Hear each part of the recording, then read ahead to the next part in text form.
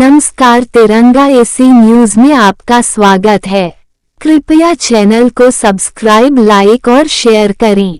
वाराणसी, दिनांक 4 मार्च 2024 भारतीय पथ विक्रेता संघ उत्तर प्रदेश वाराणसी द्वारा वाराणसी के पथ विक्रेताओं के विकास उन्नति हेतु किए गए कार्यों के दृष्टिगत प्रधानमंत्री स्वनिधि योजना के लाभार्थियों को सम्मानित करने एवं वाराणसी के स्वनिधि मित्रों के द्वारा किए गए अच्छे कार्यों के लिए उत्कृष्ट प्रमाण पत्र वितरण एवं उन्हें सम्मानित करने के कार्यक्रम का आयोजन आज मदागिन स्थित पराड़कर भवन में किया गया, जिसमें मुख्य अतिथि उत्तर प्रदेश सरकार के आयुष मंत्री श्री दयाशंकर मिश्र दयालु जी के द्वारा सभी लाभार्थियों एवं स्वनिधि मित्रों को सम्मानित किया गया। कार्यक्रम में विशिष्ट अतिथि मनीष पांडे, हिंदू युवा वाहिनी प्रदेश उपाध्यक्ष जी थे। कार्यक्रम की अध्यक्षता इंजीनियर अशोक यादव जी ने किया। इस अवसर पर विशाल चौरसिया पत्रकार पथ विक्रेताओं में प्रमुख रूप से लखू सोनकर, मंगल सिंह, सुनील केसरी, शशि भूषण, शिव कुमार जायसवाल, सीमा पांड्या, देवेंद्र शाह, ममता देवी, गणेश चौरसिया एवं प्रमोद कुमार ठाकुर, संतोष गुप्ता, जमुना गुप्ता, अजय सोनकर, रोशन अग्रहरी आदि लोगों को दयाशंकर मिश्र दयालु गुरु राज्य मंत्री उत्तर प्रदेश सरकार द्वारा सम्मानित किया गया। कार्यक्रम में मुख्य रूप से अभय पांडे पार्षद सारनाथ वार्ड, ब्रिजेश श्रीवास्तव पार्षद हुकुलगंज, अशोक मौर्य पार्षद पायपुर, डॉक्टर हरि केसरी, ब्रिजेश चौरसिया, अमित जायसवाल, भारतीय पथ विक्रेता संघ के संस्थापक संयोजक आशीष कुमार गुप्ता, अध्यक्ष बांकीलाल, उपाध्यक्ष रोशन अग्रहरी, मंगल सिंह, लखू सोनकर, सूरज पांड्या, रमेश राजभर, जमुना गुप्ता, केवला देवी, संतोष चौरसिया, संतोष गुप्ता, अनिल राजभर सहित कई अन्य पदाधिकारी मौजूद रहे।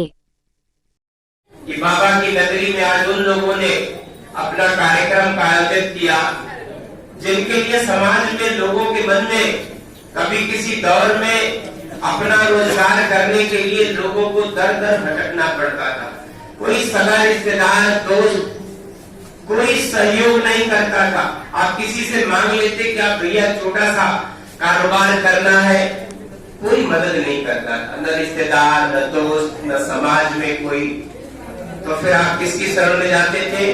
ब्याजखोरों के, कर्जदार बना के एक बार जो पैसा दिया, पता लगा कि जिंदगी भर देते जा रहे, कमाते हैं और देते चले जा रहे। रोज शाम को आपकी खोपड़ी पर जब आप अपनी दुकानदारी करते हैं और अपनी निगाह बगल में घुमाते हैं तो देखते हैं आपके सर पे खड़ा है। रोजहाई वाले भी लोग होते हैं, वो कितना पीड़ादायी था कि आपके ऊपर जैसे कोई भूत प्रेत का साया, और आप अपनी मेहनत, अपनी मजदूरी करके अपनी कमाई का एक बड़ा हिस्सा उनको देते थे। कल्पना करिए कि बैंक भी आपका कोई साथ नहीं देता था, लेकिन नरेंद्र मोदी जी के रूप में एक ऐसा मसीहा इस देश में आया जिसको गरीबी के बारे में पता है कि गरीबी किसे कहते हैं, इसलिए कि वो खुद एक गरीब के बेटे थे। उनकी मां बर्तन मांजती थी घरों में। ऐसे गरीबी में जीने वाले व्यक्ति, चाय जिन्होंने बेचा है, आपको पता है स्टेशन पे चाय बेचने का काम, तो गरीबी किसे कहते हैं जिसको पता होगा, उसी को गरीब का दर्द पता होगा कि नहीं होगा। इसीलिए कहा है कि हर आंख यहाँ यूं तो बहुत रोती है, और हर बूंद मगर अश्क नहीं होती है, और देखकर रो दे जो जमाने का गम, उस आंख से आंसू जो गिरे मोती है। तो मोदी जी की आंखों में इन गरीबों के लिए आंसू नहीं बहते, मोती बहते हैं। उनको पता है कि गरीबी क्या होती है, गरीब क्या होता है। कभी किसी दौर में गरीब गरीब गरीब, किसान किसान किसान, मजदूर मजदूर नारे लगते थे। खाली 65 साल तक इस देश में खाली नारे लगे। गरीबी मिटाने की बात होती थी, अब गरीब को ही मिटाने का काम होता था कि नहीं? किसी ने किसी गरीब को घर दिया क्या पिछले 65 सालों में? दिया? नहीं दिया। किसान किसान किसान, किसी ने किसान को आज तक आजादी के बाद इतिहास में 1 रुपया नहीं दिया। 6000 रुपया किसान सम्मान निधि मिलती है। जब मोदी जी ने जनधन के खाते खुलवाने के लिए देश में शुरुआत किया, आपको पता है कि एक खाता खुलवाने के लिए मैनेजर कहता था गारंटी चाहिए, याद है आपको? अब आप जैसे गरीब आदमी की गारंटी कौन लेगा? तो आप एक खाता खुलवाने के लिए तरसते थे। आज आपको मेरी बात को सुन के आश्चर्य होगा कि 58 करोड़ गरीबों के खाते इस देश में बैंकों ने खुला। आज गरीब का हर पैसा, हमारी बुजुर्ग माताएं बहनें हैं, इनके लिए जो पेंशन का प्राविधान है, किसी दिव्यांग व्यक्ति के लिए जो पेंशन का प्राविधान है, चाहे मजदूर की पेंशन हो, किसी तरह की सरकारी मदद का पैसा हो, आवास का पैसा भी शहरों में चाहे गांवों में आपके खाते में जाता है। शौचालय का पैसा भी आपके खाते में जाता है। किसान सम्मान निधि आपके खाते में जाती है।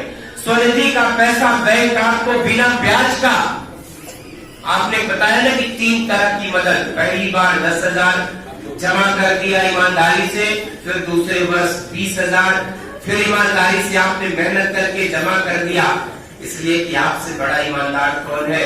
जिसको पता है कि ये रुपया नहीं है, ये हमारी रोजी रोटी है, ये पैसा नहीं है, ये आपके गरीब अपने परिवार के पेट भरने का काम आप करते हैं, ये आपके बच्चों की रोटी का निवाला है। ये 20,000 जमा कर दिया, फिर 50,000। इसके लिए भी अफवाहें फैलाई जाती है कि बैंक में ब्याज लगता है। अभी मैं आपको बताऊं, प्रधानमंत्री जी ने इतनी सारी योजनाएं, गरीब को घर दिया, किसान को सम्मान निधि दिया, जितनी योजनाएं सरकार की है, आपको पता है कि पेंशन की भी योजना होती है। एक व्यक्ति अगर पोस्ट ऑफिस में अपनी कमाई से कुछ पैसा जमा करता रहे, अटल पेंशन योजना है। जरूरी नहीं कि सरकारी नौकरी आपने किया हो, अब बिना सरकारी नौकरी किया हुआ आदमी भी अपनी बचत की कमाई के पैसे से फिर वो 60 साल से लेकर आजीवन उसको पेंशन मिलती है। अटल पेंशन योजना का नाम। एक बच्ची पैदा हो गई, सर अपना परिचय दीजिए। बांकीलाल, अध्यक्ष भारतीय पशु चिकित्सा संघ वाराणसी उत्तर प्रदेश। आज किस प्रकार का कार्यक्रम आयोजित किया गया? माननीय प्रधानमंत्री जी की महत्वाकांक्षी योजना थी प्रधानमंत्री स्वनिधि योजना, जिसमें उन्होंने सभी पशु विक्रेताओं को 10,000 रुपये का प्रथम लोन स्वीकृत किया था। प्रथम लोन स्वीकृत करने के बाद ही लॉकडाउन लग गया, जिसके बाद पशु विक्रेताओं को बड़े विषम कठिन परिश्रम से सामना करना पड़ा। लॉकडाउन खत्म होने के बाद पुनः उन्होंने 20,000 रुपये का दूसरा किस्त स्वीकृत किया। इसका नियम हो गया कि 10,000 जो जमा किया, 20,000 जो जमा किया, वो 50,000 का लाभार्थी हो गया। 3 किस्त में देना है। और अभी जानकारी हुई है कि जो 50,000 भी जमा कर देगा उसको 1 लाख रुपए की धनराशि दी जाएगी। इस योजना को जमीन पर लाने में हमारे कुछ मित्र, जिसे हम स्वनिधि मित्र के नाम से जानते हैं, उनको भी इस संस्था के माध्यम से आज इस पराक्रम भवन के सभागार में सम्मानित किया गया है। और इस कार्यक्रम के मुख्य अतिथि थे दयाशंकर मिश्र दयालु गुरु जी, राज्य मंत्री उत्तर प्रदेश सरकार, विशिष्ट अतिथि हंसराज विश्वकर्मा जी, MLC जिलाध्यक्ष भाजपा, और अध्यक्षता किया सदस्य बाल संरक्षण आयोग के सदस्य इंजीनियर अशोक यादव।